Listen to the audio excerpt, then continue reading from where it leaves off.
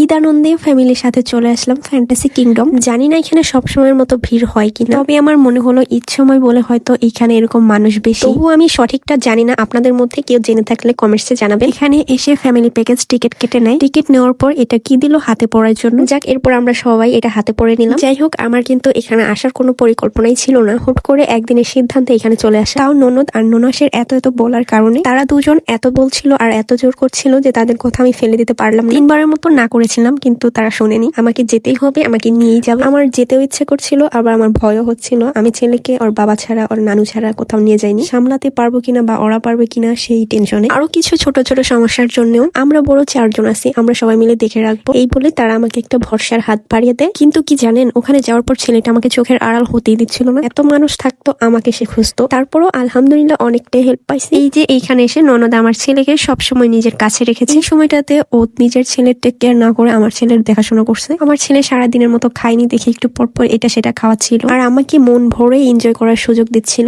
যাই হোক, অনেক কথাই বলে ফেলছি। এখন এখানকার ভেতরের কথাতে আসি। এই যে ওয়াটার ক্যাফে, পানির উপর পাথরগুলো বেশ সুন্দর করে সাজানো ছিল। এখানে যখন প্রবেশ করছিলাম ভেতরে, মনে হচ্ছিল কোনো একটা স্বপ্নপরীর জগতে চলে আসছি। অনেক বড় পরিসরে এরিয়া নিয়ে সবকিছু সুন্দরভাবে সাজিয়ে গুছিয়ে পরিপূর্ণ করে তুলেছে। যাক, এখন একটা সিদ্ধান্ত নেওয়া হলো, এই রাইডে আমরা সবাই উঠবো একসাথে। ননদ বাদে সবাই মিলে ম্যাজিক কার্পেটে নাচতে নাচতে ওঠার জন্য গিয়েছিলাম। তবে আমি আর আপু উঠতে পারি নাই, মানে আর জায়গা ছিল না, সিট ফুল হয়ে গিয়েছে। তারপর যখন ম্যাজিক কার্পেটটা চলা শুরু করলো, আমি আর আপু বাহির থেকে দাঁড়িয়ে দেখে দুইজনের দিকে তাকিয়ে বললাম যে আমরা এখানে আর উঠবো না, ওইখান থেকে বের হয়ে আসলাম। ভালো যে আমাদের ওইখানে আটকিয়ে দেয়। আল্লাহ আমাদের বাঁচাইছে, এত ভয়ঙ্কর ছিল আমরা হয়তো বাঁচতামই না। যাই হোক, আমরা এখন জোজো ট্রেনে উঠে ভূতের বাড়িতে চলে আসছি। জীবনে আমার ট্রেনে ওঠা হয়নি আর ভূতের বাড়িতেও যাওয়া হয়নি, তাই এবার ট্রেনে করে আমি ভূতের বাড়িতে আসলাম ঘুরতে। আর এইরকম ভূত আত্মীয়র বাড়িতে কয়জনই বা যাওয়ার সুযোগ পায়, তাদের সাথে সাক্ষাৎ করার জন্য আর ঘুরে আসার জন্য। যাই হোক, এখন আমরা ট্রেন থেকে নেমে চলে আসলাম ওয়াটার কিংডমে। এখানে এসে আমরা একটা রেস্টুরেন্টে ঢুকে পড়লাম, আর এই রেস্টুরেন্টে এসে আমরা খাবার খাবো, মানে এখন আমরা দুপুরের খাবারটা খেয়ে নিব। এখানে বসতে বসতে সবার খাবার টেবিলে চলে আসে। সবাই খাচ্ছিলাম, আমিও খাচ্ছিলাম। শুধু খাচ্ছিল না আমার ছেলে, না খেয়ে শুধু দুষ্টামি করে। ওর এই দুষ্টামিগুলো দেখে অর্ধেক খাবার খেয়েই চলে আসি। যাই হোক, খাওয়া শেষ করে এখন আমরা চলে আসছি ফ্যামিলি পুলে। এখানে এসে শুরু হলো আসল মজা। এমন পানিতে কিন্তু লাফালাফি করতে মজাই লাগে। আর মনে মনে ভাবছিলাম, না জানি কত রকমের দুষ্ট লোক এই পানিটা দূষিত করছে। তবু আমরা কেউ কিছু মনে না করে সবাই সবার তালে তালে লাফালাফি ঝাপাঝাপি করে যাচ্ছি। আর এদিকে আমার ছেলেটা ননদের কোলে ঘুমাচ্ছিল। আমি যখন পানিতে ছিলাম আর ও যখন এভাবে ঘুমাচ্ছিল, কি যে ভালো লাগছিল,